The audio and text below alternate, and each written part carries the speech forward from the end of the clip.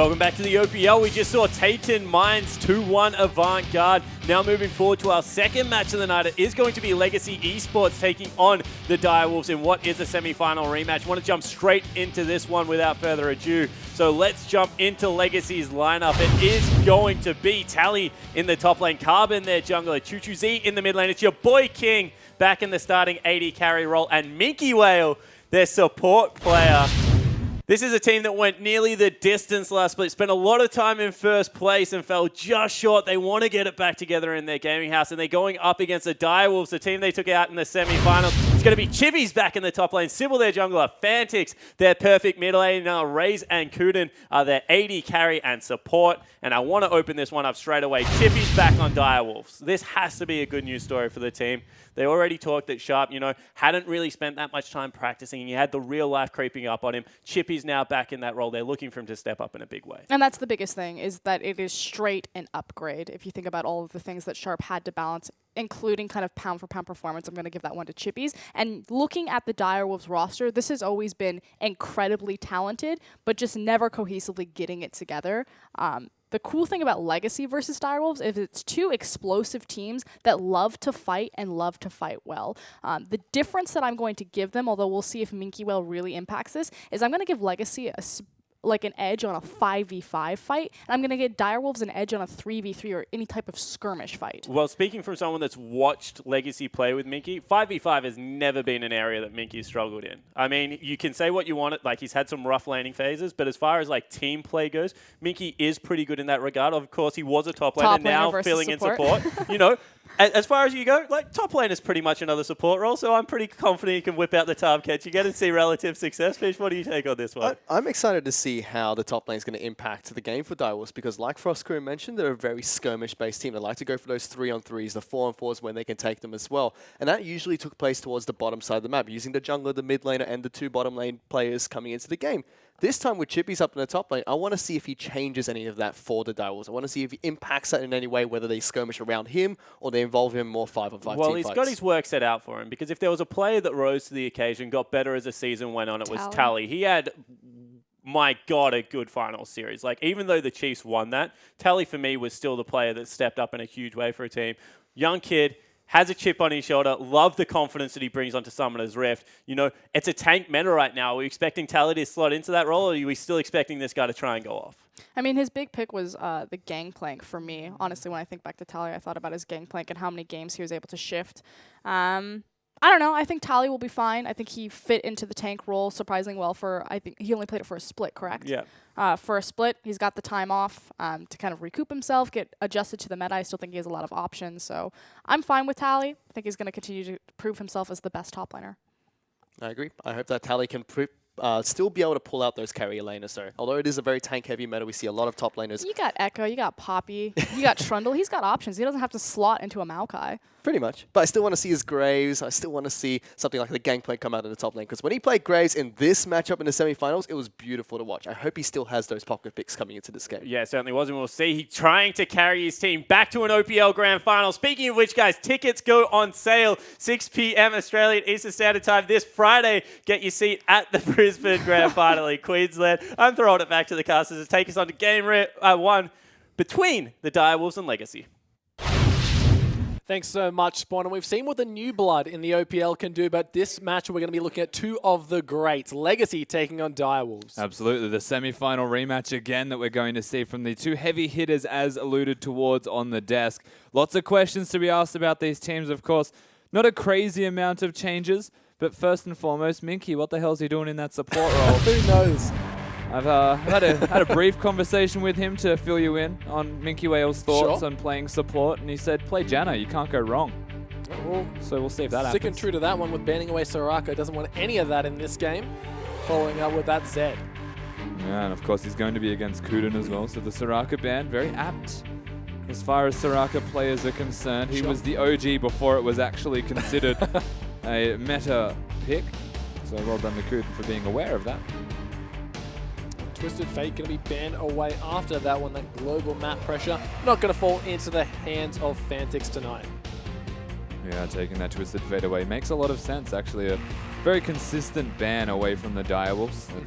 a good and bad thing. Direwolves naturally taking away a target ban means that a strong meta champion is a little bit more available towards them. The flip side to that, of course, being that he doesn't get his target champion.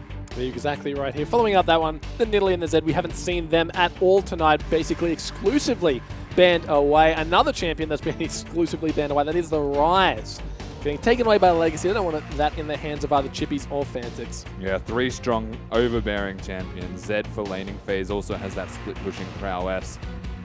Just gives a lot of strength at the moment as well, considering that the standard Lucian build has seemingly been the Black Cleaver Ghostblade. Just consider Zed builds the same thing anyway. Yeah.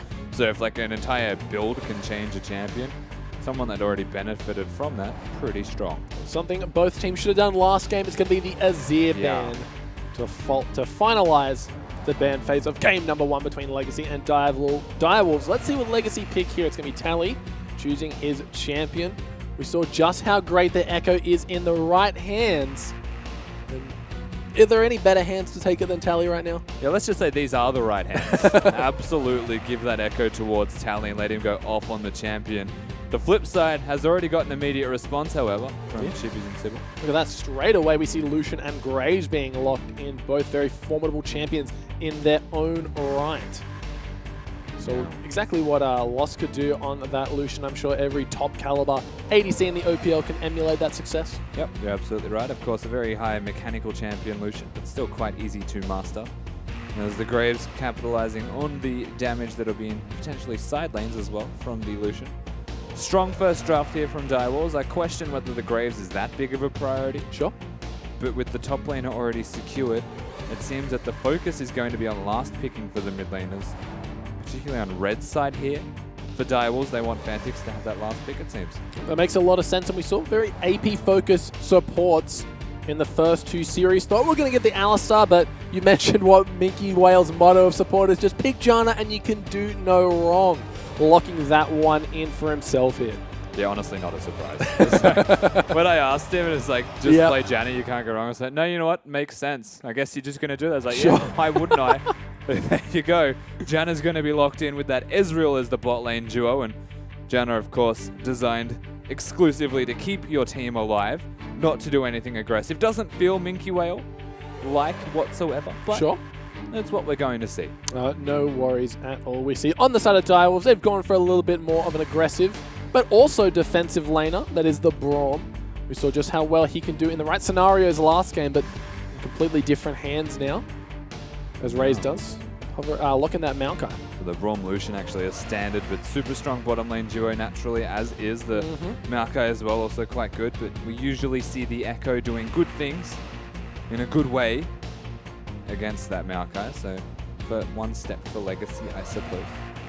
The last step being the mid laner, though, for Direwolves, and there are so many options still available, even though there are many bans. Because I know that Fantix and Choo Choo's both have deep, deep pockets. Looks like we will be seeing the Victor followed by that Kindred to be locked in here now. Victor's such a strong champion, but the Fizz. All right. I'm following it. I feel like that was planned, because there was no hesitation between the Victor being locked in and the Fizz being responded with. And it's not exactly a counter. Victor will always do well. The Abyssal Scepter, of course, giving cooldown reduction, you would say makes his life a bit better.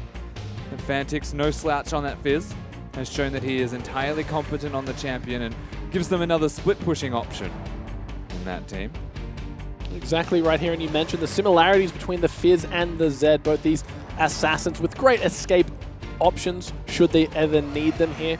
But the Victor, it's hard once you go in on Victor. He just chucks the Gravity Field at your feet, followed by the Chaos Storm, and it doesn't have the silence on it anymore. But what got taken, it was replaced with just raw damage. Yeah, so he does a ridiculous amount of damage now, and running the teleport as well on the Victor actually runs the risk of being killed by Fantix at any time. Yes, Fantix is running a teleport of his own, but the burst is pretty unreasonable and instant from that Fizz, and I think there is definitely dueling potential throughout that middle lane. Well, they both took the teleport, so they are going to be able to match each other. But like you mentioned, no combat summoner spells, no barrier, no heal. And of course, guys, we are loading into this game to change things up a little bit. We got hashtag LGC win or hashtag DW win. Get on Twitter, make your voice known, show your support for these teams. Feeling good about this one, Rusty. Absolutely. Legacy against Direwolves. You can never go wrong. Every single time we've seen these teams play, it's been an epic series, to say the least. Direwolves, no slouches. They always want to give it to Legacy. Yeah. Legacy always come back fighting and try their absolute best to take the Direwolves as well, because this rivalry has lasted years. Really excited to see just how well these two greats of the OPL do. We saw what the new blood can accomplish in 3 games. Let's see what 2 of the greats can in a similar 3. Yeah, absolutely. And once again, we are going to start with this Keystone Masteries. Nothing surprising, nothing stands out this time, so we won't really allude toward those too much as we actually start with a fan strategy here from both of these teams. And I'm going to say it's less expected. Usually people will fan on the assumption that lane swaps are about to happen, but nobody wants to be aggressive at level 1 just yet. No one really deciding that invades are the way to go, besides the 1v1 mental battles. Yeah. The junglers always have, as you can see. Looks like Carbon is able to get a ward quite over the halfway mark. Allows him to keep vision should anyone want to get a little bit more than they're entitled to here. Looks like Chippies should just be doing Maokai things, throwing out the saplings, getting a little bit of experience. Yeah, we'll start in the Raptors potentially as well if he wants to get 3 of those. We have sometimes seen the mid laner get the 3 saplings, or the 3 Raptors rather, after Maokai places 2, but if he places the 3rd, then naturally he will be securing those. Yep, there we go. They don't stack anymore, that's right. Because they last for a long time. I remember the stacking Maokai montages. Those saplings. Yeah, they do. The undead skin just self-destructing, giving their lord Chippies the gold that he needs to help win this lane. Yeah, and of course, remember, Chippy's back on Direwolves. This is the first time that we'll be seeing him play in the roster, I think, as a main position, as he was a sub last time around. So no one besides the mid laners have shown themselves yet. Interesting game so far. And a lane swap being put into effect by Legacy, Sure. as they've opted out of the 2v2. Remember, Minky is a substitute support player. He's no expert in this role. Absolutely still learning what he is capable of doing. And it's almost a safe option to put yourself into a lane swap so you don't have to endure it. Fantix does take a little bit of damage, does have that corrupting potion, so none of it's going to be permanent. Absolutely permanent at this stage, though. Oh, yeah. Choo-Choo's with the level advantage. Actually lane winning almost already, because forcing extra potions can influence this lane quite negatively. Fantix does have the teleport should things go even worse from here on out. You mentioned just how well Choo-Choo's is at getting that poke down. Securing himself a few last hits here as Fantix does have to use that playful trick stuff. I know, I'm a scumbag. Cast a curse. That's it, but look at those Thunderlords just really adding insult to injury on that damage. Yeah, it's actually very well timed trading out of Choose. Of course, Fantix playing Fizz means that he's going to be almost accepting the trade with open arms if he wants to farm. It's just the way that it works. He's out of potions. Ideally, you'll get yourself enough for the Dark Seal so that when you recall, you can get that one and teleport back, and then you'll maybe look to trade more aggressively because you can out-sustain. So there's always strategies that you can have as a Fizz in lane. Doesn't mean you'll ever win that lane level 1 to 3. No, the constant struggle of a melee versus a ranged champion. Forever real. Looks like he might be in a little bit of trouble. No Ignite, of course, on the side of Choo-Choo, so Fantix is able to just hop away from that one. Carbon forcing a recall as well, just wow. existing mid lane as the Kindred. And smart play from Fantix, forced back. Yep, Chippy's going to be getting himself that local gold for the tower. Good 400 in his pocket. Tally also getting himself that one. So both these top laners doing what they can. Fantix already back to lane. And It's half health. chunked out again. It's like he never left, honestly, at this stage. But Choose running out of mana is the, once again, saving grace for this Fizz. Choose is actually just doing as much damage as he can. Well, Fantix going to have to flash out of this one. One more auto attack from Carbon. Flash it in. He looks like he wants to go for this one, but has he bit off more than he can chew? The first blood does go over to Choo-Choo's. But Fantix answers with one of his own. And even Braum's here to join the party. So whilst they'll say yes, bit off more than he can chew, Carbon, it does benefit this mid lane further, as long as Choose doesn't get himself killed, which is entirely possible right now. Has to flash. Couldn't see whether or not Sybil had decided not to follow through with the dive. That smoke screen plays so many mind games once you're standing in it. Yeah, it absolutely does. Of course, the teleport advantage is still going to be there for Choose, so he'll get to lane quicker, even though the flash was burnt. And it will be match summoner spells burned regardless in this middle lane. So that's still whilst we are tunneling on this middle lane, that's where the attention on the map has absolutely lied, because the outside lanes, as we're currently looking at Legacy's bottom lane, are just taking turrets. Well, they're just doing lane swap things right now. Sybil, he might be in a little bit of trouble as Choo Choo's finishes that one off with the laser, gets himself another kill in this already winning lane. Yeah, and honestly, Sybil, after Red he'd buff as already looked in middle lane aggressively and lost half of his health, put himself into a situation where the Scuttle Crab, I believe he would have been looking towards, was the marked one. So he wanted to fight for it, but Carbon was there already. Quick respawn time has come to backfire, and it's funny because the non-essential factor of lane swaps is always going to be the jungler and the mid lane are the two things that can influence, but don't have to. They've now got a 2-0 Victor to contest with in this middle lane. Thankfully, Fantix got the kill on the flip side. Yeah, that kill was enough to let him pick up that Negatron cloak, allowing him to survive, if not for a little bit longer, against this very oppressive Victor in the mid lane. As we see Tally, it's going to be freezing that wave, getting the minions where he can. The other thing to talk about as well is, whilst we're on 6.10, Sure. you have to remember the jungle experience changes have gone through. The jungle items I'm referring to in particular, you get full experience. Oh, there we go. The red level buff 6. going to be keeping him inside. One more tick should do it. Minky Whale steals that one with the Zephyr. Not sure he needed that, but better safe than sorry, I guess. Fairy claps for Minky Whale. He wanted an assist and got himself a kill. Look, definitely not necessary, but he has the kill now. Sure. Minky is maybe a support. I don't think he realizes he is one at this point in the game, as I was going to say before they rudely interrupted me by killing enemy champions. This is the fact that with the jungle changes, you can get full experience now from a single jungle item. You can afford to go the damage part first. This King's just going to get caught as well now. Yeah, you're trying to get your point across, Never Rusty, mind. but they're not letting you. As King is going to get taken down by Ray's Lucian. Yeah, King actually overextended with no turret to defend him. Was looking to, I believe, straight place face check. vision, though, which is why he was face checking. Could have queued. Yes, he could have queued. 2020 hindsight is the problem here. That's Ray's it. able to pick up that kill, graciously given to him by Kuden. Kuden flexing his support mastery, allowing his carries to get the kills. Something Minky Whale maybe not as adept at just yet. Yeah. I don't think that's safe to say at this stage, because the mid laner had a kill 1v1. And Minky rudely interrupted. He is back mid, though. He's looking for Decided more. He didn't want to defend the top lane with the rest of his team, as they are two-man pushing it. They want Tally to defend that one, which to me says the dragon would be the point of contention, because neither of these guys can get to that dragon. It's going to be the Ocean Drake. First one of the game here. Looks like we will just be seeing Tally. He's defending well, considering. I mean, Direwolves Here comes Citadel. should still get this. The next wave's about to crash. They're now trading inner turrets for an Ocean Drake, and I probably would not value that higher than the turret, given that the gold will now go to the team of Direwolves. Funnily enough, still putting them at even gold. Yeah, especially on a 6.10 Ocean Drake. Maybe a 6.9 one, but not so much as Choo Choo's doing a great job of getting his advantage further and further ahead. So far, 20 CS up on the Fizz, who, of course, had to go for that early defensive item on his way to his Abyssal Scepter.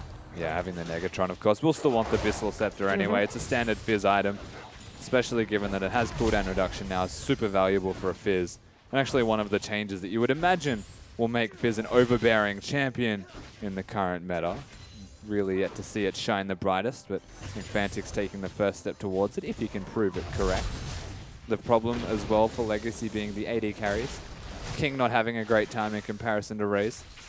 Yeah, Ray's doing a great job this game. 20 CS up at the moment. Ezreal went for the very, very greedy tier cull build. So all he wants to do is just stall, stall, stall, and farm, farm, farm. On the side of Raze, he's got his makings of that Essence Reaver. We're going to make something happen here. A lot of cooldown reduction, a lot of armor pen. It's actually the Ghostblade build as well. Oh, from of course. this Lucian, yeah. He has the first half of it, the core fields that would have fooled you. But he's going towards that build. So once again, we've discussed the differences between these builds. One's stronger early. One has more crit for later. So the 2-item spike that Raze will have will be very strong and times quite well with that of perhaps the Fizz item spike when he gets a single or 2 items to empower him further. Fantix finally finding a little bit of freedom in this mid lane to farm up using Playful Trickster as Carbon is nowhere to be seen just yet. Wants to be getting his marks, but looks like Chippies will be denying that one up in the top lane. Yeah, and a lot of vision as well placed around the map here from Direwolves offensively, Oh, wow, yeah.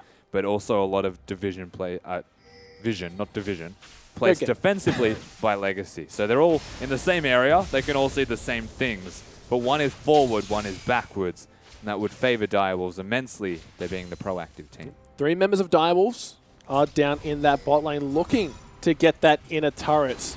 Only one there is King to defend, and all he's got is a Cull and a tier to his name. So ultimate is available. Kuden might be able to block it. He's got plenty of time. Very low. They should be able to get it, right? They're trading like epic monsters and dragons for turrets, and sooner or later this will start to come back in Direwolves' hands.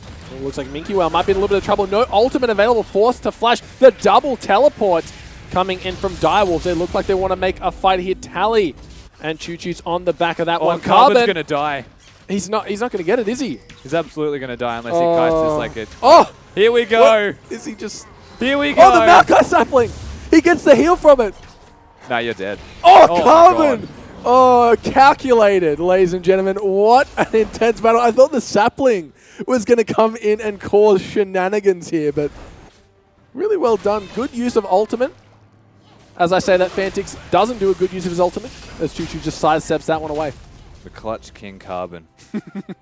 Those neutral monsters stood no chance against the mighty Cull. What? Look at it. Look at the sapling. Look, let's just let this happen. The sapling almost MVP'd, but remember the heal was there. This did a lot of damage. This exact hit did a lot of damage. Oh. Yeah. Wolf is the actual MVP. Yeah. Lamb's nothing. That was close. That was nail biting close. Lamb got carried.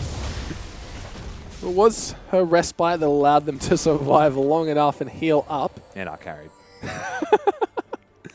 12 minutes in the game. The gold lead only in the hundreds at the moment in favor of Direwolves, who, though, very little gold lead. They got 2 towers advantage here.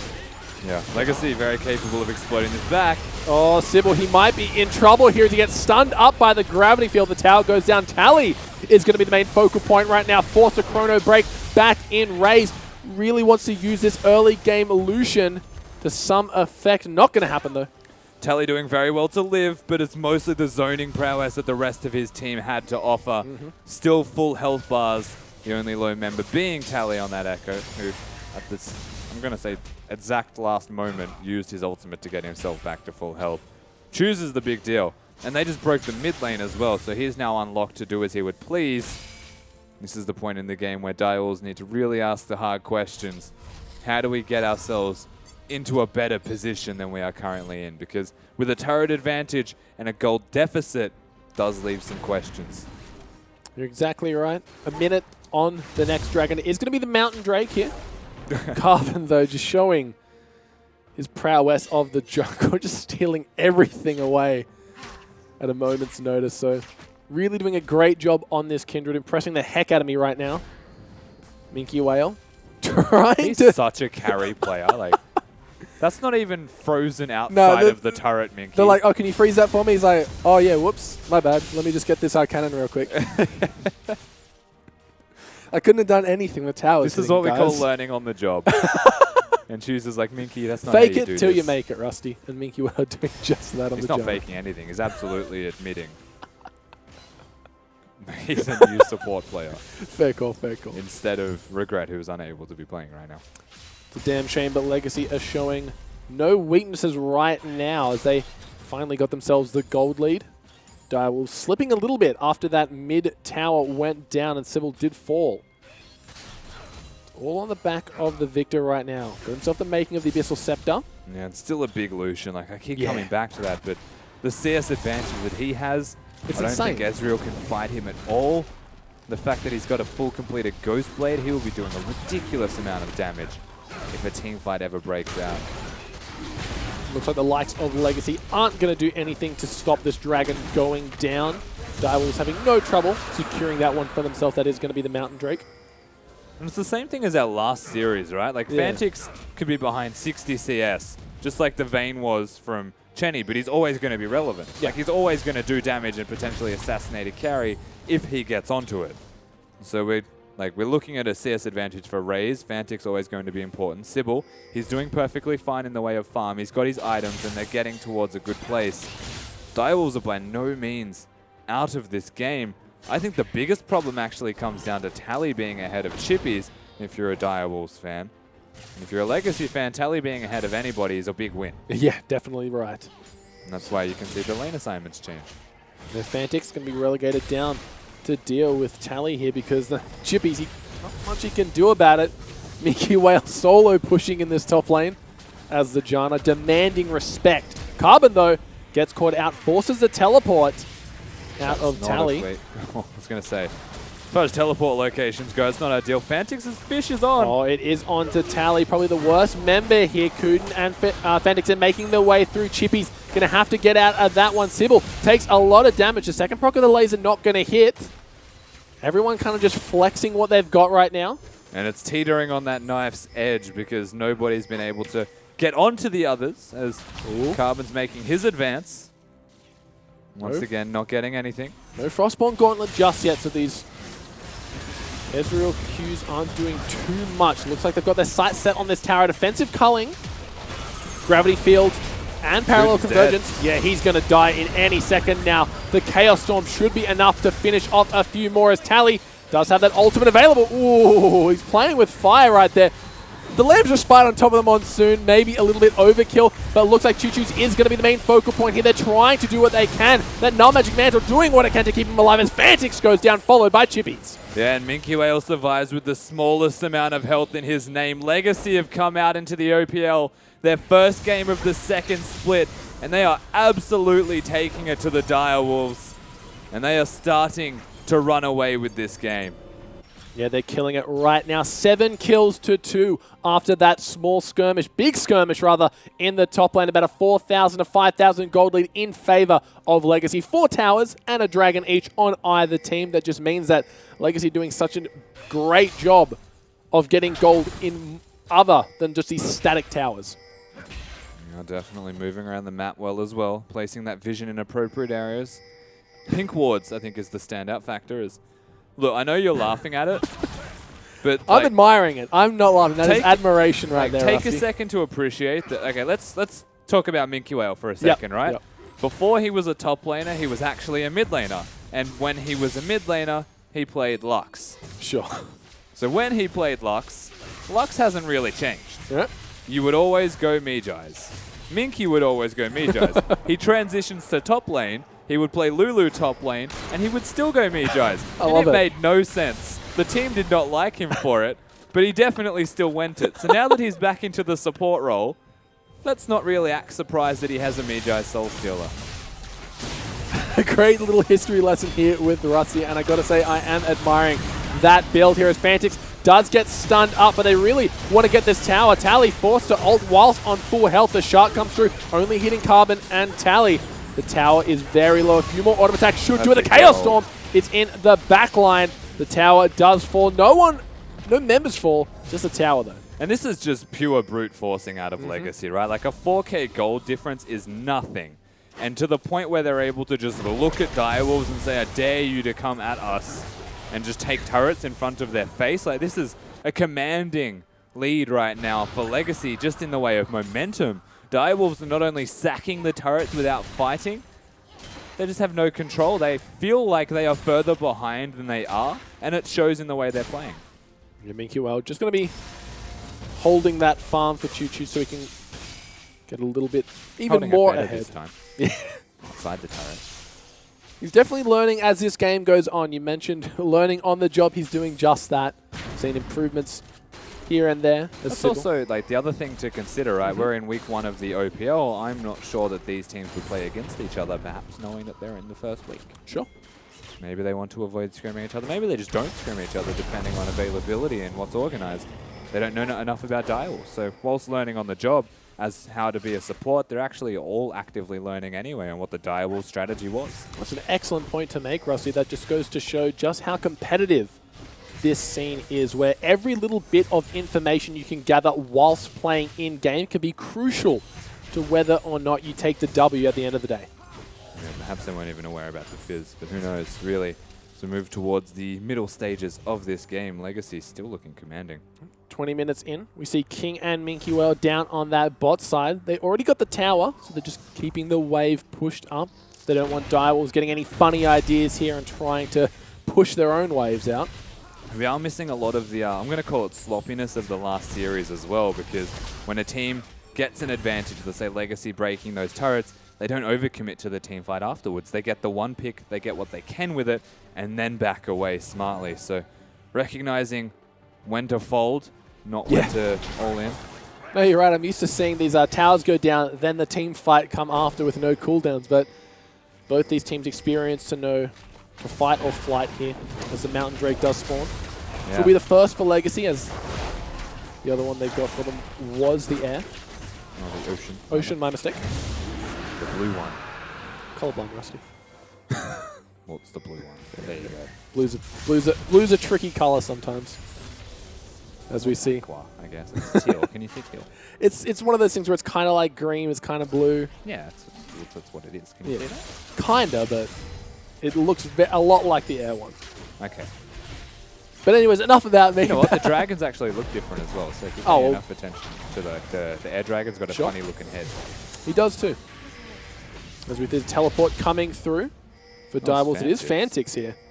They're going for Carbon. Looks like Choo Choo's doing what he can. Carbon, he's running ring around the Rosie here, but he's going to be the main focal point. Doesn't get the Lambs Respite down in time, but Choo Choo's doing so much damage to answer it. The Chaos Storm's not going to be even in the center of the fight, and Direwolves answer with 2. They actually get Carbon before he drops the Lamb's Respite, and Tally before he can use the ultimate himself. Legacy aren't going to back down. They're really looking for something here. The Monsoon has used, but the end of the line going to be enough to finish them off. King able to take out the Fizz, but now he's looking down 4 members of Direwolves who are hungry for this kill. Sybil flashes in, one more attack should do it. The red buff is going to be enough, and Sybil dances on the spot to show dominance. Yeah, Sybil gets the auto, has a dance, and celebrates as Direwolves pull it back massively and get themselves a team fight. This is what they're capable of doing. Poor execution from Legacy, unfortunately. They just don't hit the mark. Carbon caught out of position. Again, doesn't drop his ult. Everything like that now just starts to backfire. The biggest issue was it wasn't just 2 picks. It was a committing to a 3v5 after that, thinking they had the advantage. And yes, there was blinking health bars on the side of Direwolves, but they just had more bodies on the field. Yep, you're exactly right. Direwolves doing what the Rift Herald couldn't and taking out Carbon before the ultimate goes down. So they've kind of clawed themselves back into an even game here. 25 minutes, 8-7 is the kill count, of course, favoring Team Legacy right now. About 2,000, 1 and a bit in favor in the gold. Next dragon will be that Mountain Drake. And at this stage for Direwolves, they're looking at their rookie of the split, Raze. He's got a big advantage. He's doing great this game. Absolutely, but he needs to keep it up because he's got those 2 big items. Phantom Dance and the boots, the only things missing realistically. Well, the Shark has been thrown down. Shoes, though, completely caught out with no one there to back him out. Back him up just gets deleted from the map, and this could spell disaster as Direwolves got their sights set on the Baron. Yeah, they're going to look straight towards that Baron. Tally doesn't have his teleport, and Shoes was a little bit deep in terms of positioning without vision to consolidate that fact. This Baron's going to get chunked down super quickly. See if they can fight at Legacy. They need to. Lamb's Respite still available. Did not get used last fight, but Carbon forced to use it early. The Baron still damaging Sybil on the back of that one. Chippy's is going to go down. Oh, Sybil with a beautiful ulti takes out the likes of Carbon, but now Raze showing us how strong that build path is. The teleport's coming through Raze. He's going to fall down. A nice Monsoon from Minky Whale, keeping King alive. Tally moves back in at Kuden. The next one to fall. Fantix dies as well, and Legacy answer back with a myriad of kills. A fantastic team fight from Legacy this time around. They may not be done, but regardless of that, Minky Whale wants blood. The old and the new is basically what that team fight was. King against Raze, the former Direwolves AD carry. King, now Legacy, steps up and has that epic battle.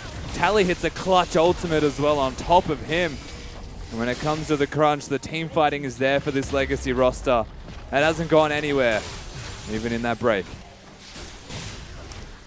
You're exactly right. And now the Baron still in play, wasn't taken out by either team just yet.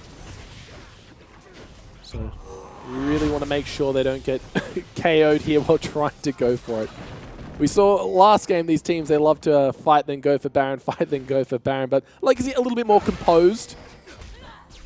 We shouldn't be seeing anything crazy here. Also a clutch exhaust from Minky Whale in that last fight as well. Fantix had a pretty good flank. Yeah. Completely thwarted. And given Fantix's build, he wanted to assassinate King. Very well played, honestly, from Legacy as a team. Minky, it was even mentioned on the analyst desk before the game. Maybe he can't lane as a support. It doesn't matter when he can team fight as any champion because he just understands the concept of a team fight and what his role in it is. 10 stacks now on that mid guys. Yeah, a lot of people would have just popped that Monsoon the second it was looking grim, but he saved it for the perfect amount of time. That life, that health was just enough to keep a few of his carries safe there. But after that team fight, Legacy, they're itching further and further ahead. 5,000 gold in the lead. 12 kills to 9, so they've had the lead all game long. They're doing a great job of keeping it. But Direwolves, they're not out of this by any means. Not by a long shot. Of course, naturally, the Direwolves have still got that team fighting prowess there. And so much damage, honestly, backing them. Wouldn't take much here. Carbon's been caught out of position a couple of times, as has Choose. Direwolves, if there's anything they're doing well right now, it's warding, setting themselves up for these team fights and making really good decisions in the way of catching people out, because somebody's got to clear a wave somewhere. We've seen Carbon die to just before he can get the Lamb's Respite available, so we know Direwolves have the damage if they catch anyone off guard. Tally also, a few fights ago, wasn't able to get his ultimate off in time. The Dragon, spawning about 5 seconds. It is going to be a Mountain Dragon. Keep that in mind, guys. As Direwolves, they are poised and ready to fight for this one. So many mountains. Ain't no mountain. I'm not finishing that sentence. No worries, Rusty. I'm not going to do it either, as Direwolves take that one for themselves. But it looks like Legacy, they've got their sight set on Kuden. The teleport from Chippies is going to be coming out.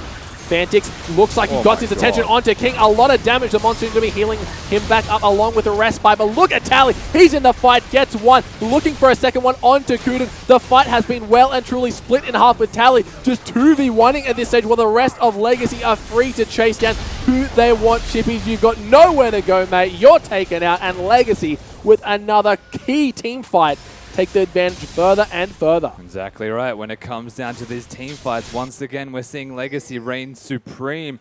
A lot of damage comes out of Fantix, and yes, his fish hit the right target, but it's not the exact position that you want to be fighting that because of how deep it places him. And remember, there's a Janna. That Janna is so ready for you every single time, and Legacy are just team fighting superbly. Well, that Mountain Drake allowing them to clear this Baron even quicker. Keep in mind, Carbon also has a Blood Razor along with his stacks to take that one out completely uncontested. Legacy are well and truly in the driver's seat right now. Yeah, they are super far ahead now of Direwolves, who are just completely left respondent. And being left in that position with a Fizz as your middle laner actually leaves you in an awkward predicament. Generally speaking, you want to have wave clear available to you. Varus has been able to hold on to games really well tonight. Victor can provide the same thing. But that Fizz needs to assassinate and split push, which means you've potentially got a Maokai as your mid lane dealing with it option. Yeah, it's a difficult position that Direwolves had found themselves in. Be interesting to see how exactly they're able to claw themselves out of this deficit. We see Legacy, they're not giving them any breathing room at all right now, as all members, aside from King, making their presence well and truly known in this jungle. And the thing is, like, we said it at the end of the last split, don't give Tally Echo. That's like rule number 1 of League of Legends against Legacy right now. And it's good to see that in the offseason that hasn't changed. I also didn't expect it to change. The Direwolves opting into the Echo anyway, picking the Maokai into it, which is the unfavorable matchup. And now a 60 CS deficit for their respective opposition on Chip. Oh, wow. Carbon, oh no, they go in and they get nothing for it as he turns back around. His team are there. Try and make something happen. Both the mid laners are in the bot lane at this stage. Both have teleport, of course, but Fantix potentially able to deal with Choose and take him out if he gets the fish off and gets the flank maybe to engage it. Easier said than done, though, given how much damage the Choose has. So he's not looking for it because the 4v4 will suffer. The culling and collateral damage were burned. Minky Well only having to use the Monsoon in that fight. Here comes Choo Choo's. He's made his way up. This tower is just getting shredded. They've got their sights set onto Sybil, who has to book it out of here. There is the Chaos Storm doing what it can. Takes out the likes of Rom. Chippies is going to be the next target. Gets stunned up. There is the Echo ulti keeping him safe. The Shark landing onto Tally. Not going to be enough as the top lane inhibitor will well and truly go down in favor of Legacy. Yeah, and only the support dying from Direwolves, but even Chippy feels like he's not a tank at this stage in the game. Everybody just melts to this Legacy roster who are looking dominating in game number 1. Every single member having their part. Minky once again, 18 Magi stacks. Always worth counting. I'm definitely admiring that one. And Legacy looking to even maybe push their second inhibitor in a row without recalling. Very big risk, but they know the reward. You're exactly right here. Maybe they're going to go for this blue buff as the consolation prize. King and Minky just getting away from Sybil here. The Shark not available from Fantix just yet. It's so fast when that Jano's in the lead. Yeah, seriously. They don't even have captain boots anymore. In fact, he's got leather boots. They're not providing too much. Legacy once again with the empowered recalls. They get out to safety. 10k gold lead. Things are just going very downhill very quickly. And spiraling worse and worse here for Direwolves. We're definitely on the up and up, our team Legacy, but Direwolves falling further and further behind. With every single team fight, they're losing a little bit more. So let's see how Legacy play this. The obvious Kuden choice is... Oh yeah, he's... So I can think of absolutely 0 reasons why that side of the map is where he chose to be. Because firstly, that's the Legacy side of the map. Secondly, he's a support, not the Fizz.